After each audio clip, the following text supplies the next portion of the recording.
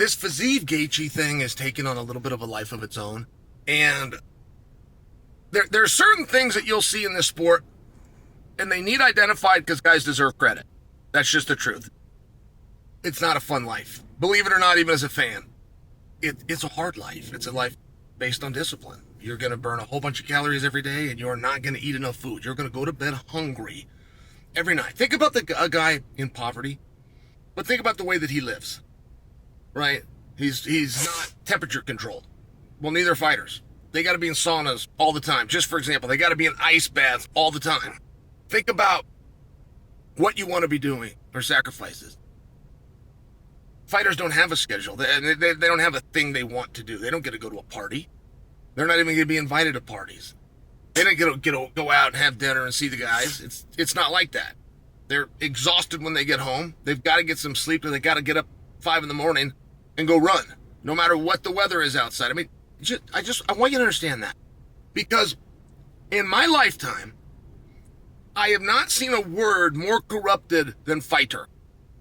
Fighter is now about the punches and the kicks, whether you're throwing them or you're taking them. But that's aggression.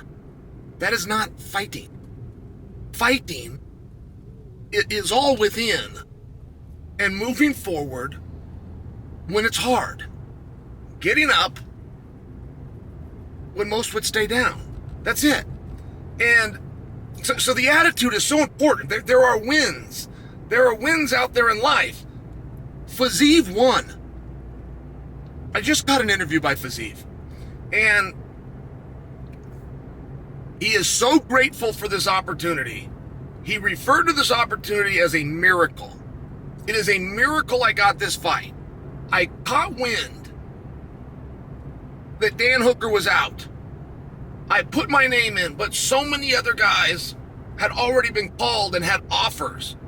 I had to wait till each one of those guys that had an offer turned it down. Then I was able to get my own name. This is how he looks at that. Tell me the last time you've ever heard a fighter do that. Tell me the last time you've ever seen a fighter in a position where society, our community, would give them a pass. They would help them with the excuse. In this case, short notice. In this case, having to travel, having to assemble a team, having to get licensed, having to get over here to take on a stone cold badass who's already beaten you. Tell me the last time you've seen somebody in that spot where they did not use that as an excuse. They just use it ahead of time.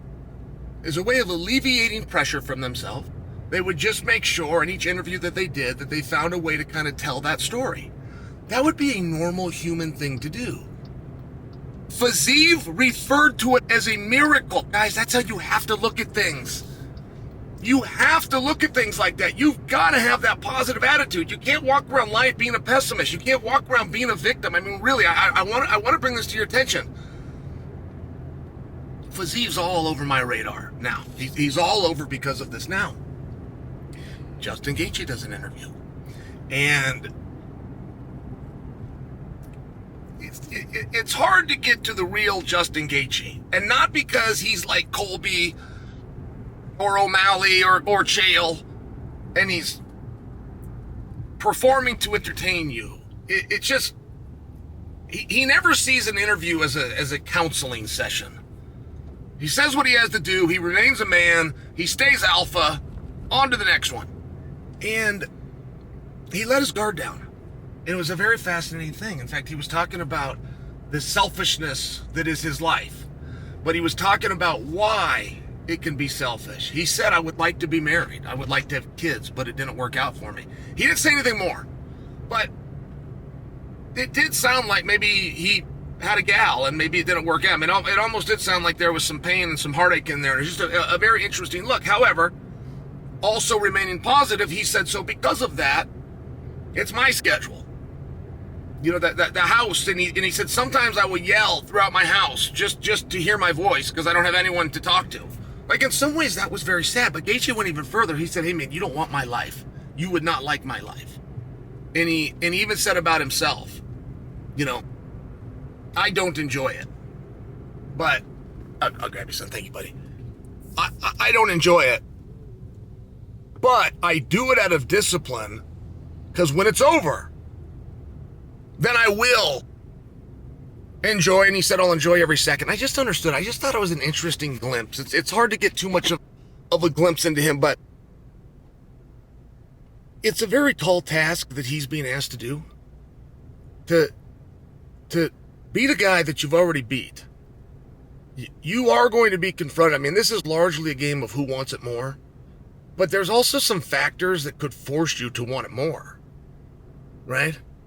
If you got a mortgage and you're dealing with a secret, which is, I can't pay this thing, and you're taking on a multimillionaire, like you don't get to just have a factor of, well, the multimillionaire just wants it more. It's like, well, no, at least in that one category, just by the laws of logic, it would skew towards the opponent. Like there's things that you have to find.